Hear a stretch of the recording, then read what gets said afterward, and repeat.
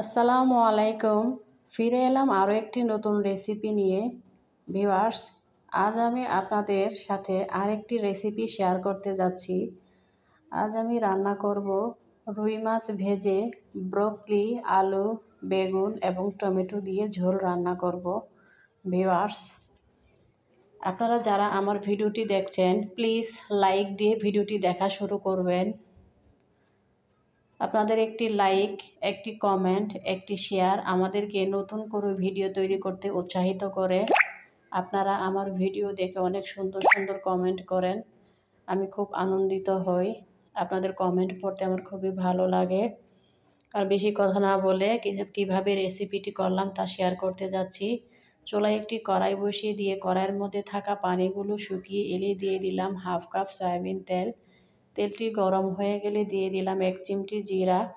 আপনারা চাইলে জিরাটা স্কিপ করতে পারেন বা নাও দিতে পারেন। জিরাটি কয়েক সেকেন্ড ভেজে নিয়ে দিয়ে দিলাম 2টি পেঁয়াজ যা আমি ব্লেন্ড করে নিয়েছি এবং 2 কোয়া রসুন। রসুন খুব বেশি দেব না, রসুন খুব বেশি ব্লেন্ড করে বা বেটে দিলে গন্ধ করবে, রসুন একটা ঘ্রাণ বা গন্ধ বের হবে, তাই রসুনের পরিমাণটা কম দিলাম। আপনারা চাইলে রসুনটা নাও দিতে পারেন বা স্কিপ করতে পারেন। এই পর্যায়ে দিয়ে দিয়েছি 6 থেকে 7টি কাঁচামরিচ কুচি করে। এবার আমি পেঁয়াজ বাটা আরও দিয়েছি, সামান্য একটু জিরা বাটা দিলাম, হাফ চামচ হলুদের গুঁড়া, সামান্য একটু লবণ দিয়ে আমি মশলাগুলোকে ভেজে কষিয়ে নেব। যেহেতু হলুদের গুঁড়া দিয়েছি তাই সামান্য একটু পানি দিলাম যেন হলুদের গুঁড়া পুড়ে না যায়। এইবার আমি মশলাগুলোকে কমপক্ষে 1 মিনিট মিডিয়াম টু লো আঁচে ভেজে নেব। ভিউয়ার্স, মশলাগুলো ভাজা হয়ে গেলে আমি সামান্য একটু পানি দিয়ে মশলাগুলোকে কষিয়ে নেব। আপনারা যদি আমার এই টিপস ফলো করে রান্না করেন দেখবেন আপনাদের হাতের রান্না অনেক সুস্বাদু হবে। যে কোনো রান্নার মধ্যে আপনারা ট্রাই করবেন জিরা বাটাটা দেওয়ার জন্য, সেটা ব্লেন্ড করে হোক বা বেটে হোক, ব্লেন্ড করে দিক বা বেটে দিক দিলেই হলো। আমি আজ এই বড় সাইজের একটা বেগুন দিয়ে, ব্রকলি দিয়ে, আলু বেগুন দিয়ে এবং রুই মাছ দিয়ে ঝোল করে রান্না করব। প্রায় 1-2 মিনিটের মতো মশলাগুলোকে আমি কষিয়ে নিয়েছি। মশলাগুলোকে কষিয়ে নিয়ে এ পর্যায়ে দিয়ে দিচ্ছি কিছু সবজি, কিছু সিমের বীজও দিয়ে দিচ্ছি ব্রকলি, আলু, বেগুন। সামান্য একটু পানি দিয়ে আমি কষিয়ে নেব। দিয়ে দিচ্ছি স্বাদ মতো লবণ। আপনারা অবশ্যই আপনাদের পছন্দ অনুযায়ী লবণ মরিচটা দেবেন। যারা ঝাল বেশি খাবেন তারা মরিচের পরিমাণটা বাড়িয়ে দেবেন, আর যারা লবণটা একটু বেশি বা একটু চড়া খাবেন তারা অবশ্যই লবণের পরিমাণটা একটু বাড়িয়ে দেবেন।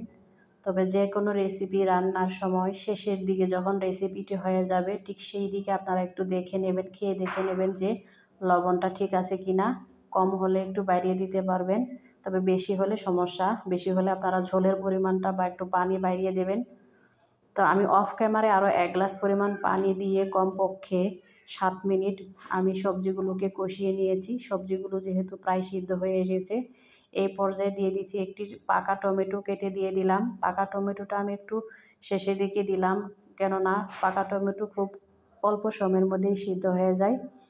প্রথম দিকে দিলে হয়তো একটু খুব বেশি গলে যেত, তাই আমি একটু শেষের দিকে দিলাম।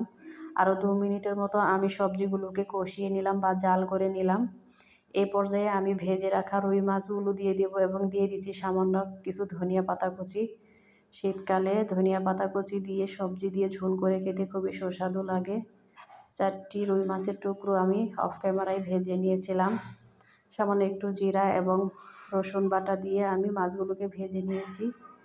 মাছগুলো ভেজে নিয়ে এই পর্যায়ে আমি লাস্টের দিকে দিয়ে দিচ্ছি, যেহেতু সবগুলো সবজি সিদ্ধ হয়ে এসেছে, এই পর্যায়ে মাছগুলোকে আমি ঝোলের মধ্যে ডুবিয়ে দিচ্ছি, কেননা মাছের যে স্বাদ, যে ঘ্রাণ, সেই ঘ্রাণটা যেন সম্পূর্ণ তরকারি বা রেসিপির মধ্যে ছড়িয়ে পড়ে, তাই আমি ঝোলের মধ্যে মাছগুলোকে ডুবিয়ে দিলাম।